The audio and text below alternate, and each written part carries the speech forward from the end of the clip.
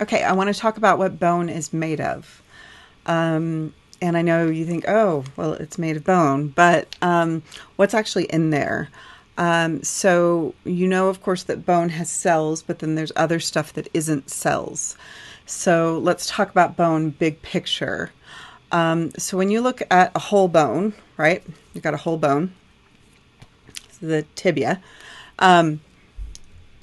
What's in there besides cells, assuming this were a living bone? Bone is actually more inorganic than organic, and I realize that may be counterintuitive, meaning that the stuff that is alive or unique to living things like proteins and nucleic acids and cells, those only make up 35% of the bone mass. The rest of the bone mass is actually made of inorganic material that you could get in your bloodstream by licking a rock if you licked the right rock. It's primarily mineralized salts, calcium salts, calcium phosphate, calcium hydroxide, calcium carbonate. So really, the matrix of bone, you know, the part that's not cells, the matrix of bone, I want you to think of it as like reinforced concrete. I don't know if you know how reinforced concrete is made. Depending on your expertise, you may know way the hell more about it than I do.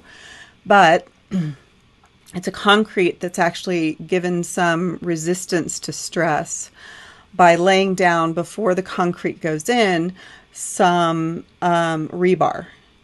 In this context, the rebar would be collagen fibers, okay, which have some bend and some strength to them. And then on top of the collagen fibers, what's going to happen is you are going to make and deposit, you actually get the calcium primarily from your diet, some concrete onto the rebar, and it's going to solidify. And that's what bone matrix is primarily made of. Collagen fibers and calcium crystals on top of them. So if I looked at this picture right here and I said, okay, here's a cell and here's a cell, what the heck is in here? That's where your reinforced concrete, your bone matrix, would be. And what's the advantage to reinforced concrete? Well, it doesn't break as easily. It's got some bend before it breaks. And that's what bone matrix is made of. So let's look at bone a little more closely. Let's talk about the organic components first. Like I said, the organics, the actual living things or unique to living things, are only 35% of the bone mass. So what is bone made of? Bone is made of, the organic portion is primarily made of cells and fibers. And most of those fibers are going to be collagen fibers. So the collagen fibers, again, they would be like right here. The collagen fibers would be in the matrix between those two cells. And then you would have the cells themselves. So there are going to be 4 kinds of cells that you are going to learn in bone. You didn't label them all when you looked at compact bone. It's not because they didn't exist. It's because the slide that you were looking at had primarily one type of cell in it.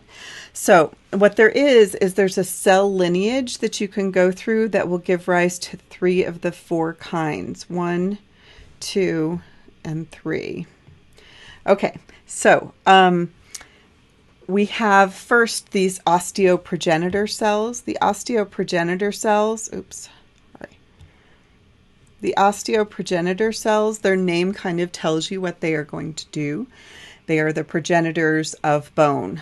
What those are going to do, these are stem cells. They are derived from mesenchyme. I don't know if you guys remember mesenchyme. It's the embryonic connective tissue. And they will, when they go through further development, they will eventually become an osteoblast, which is this guy right here. The osteoblast does what the name implies. Blast as in precursor or bud. This is an immature bone cell that is really, really going to make a lot of bone matrix. Okay, so 1 makes 2, 2 makes bone matrix. And so what it's going to do is make a whole bunch of reinforced concrete completely around itself. So it's kind of big and blobby, and it's going to make concrete all the way around itself, which is bone matrix. That process, by the way, of making bone matrix or new bone matrix is called osteogenesis. And then after it's really surrounded itself with bone matrix, it's going to be sitting in a little depression that it left for itself. So what it's going to be now is an osteocyte that is less active. It's primarily just maintaining bone matrix. It's not making a whole bunch of new bone matrix, but it left itself a place to sit. So it's an osteocyte sitting in a lacuna. Okay, so, and you guys learned osteocytes and lacunae before, and remember that here's what they look like, right? This is an osteocyte completely surrounded by matrix sitting in a lacuna. So you guys learned that before.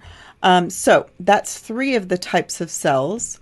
Remember, the osteoprogenitor cell is the precursor to bone cells. It's the progenitor of bone cells. The osteoblast right here is going to be responsible for making new bone matrix.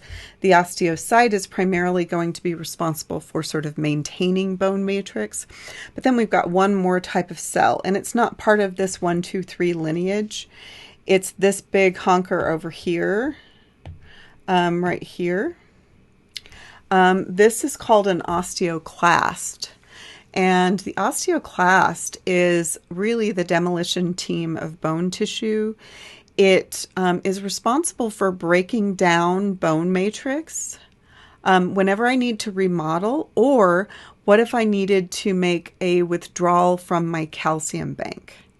Then I would use the osteoclast to break down the bone matrix, and I would dump that calcium into the bloodstream. Okay.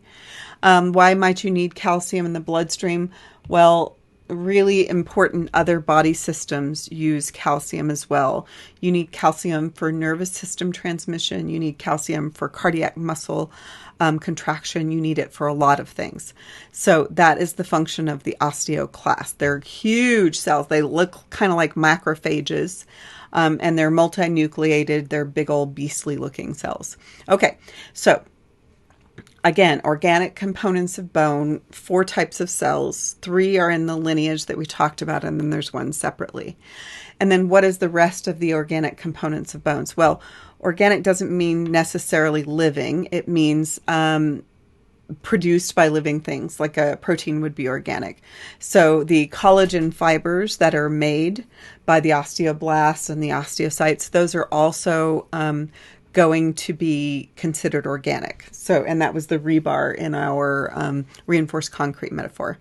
Okay, and then the rest of bone mass, the other 65% of bone mass, is really the crystallized calcium and phosphorus and all those kinds of things. So that's the concrete portion of the reinforced concrete. Okay, the next video is going to be about the basic structure of a long bone.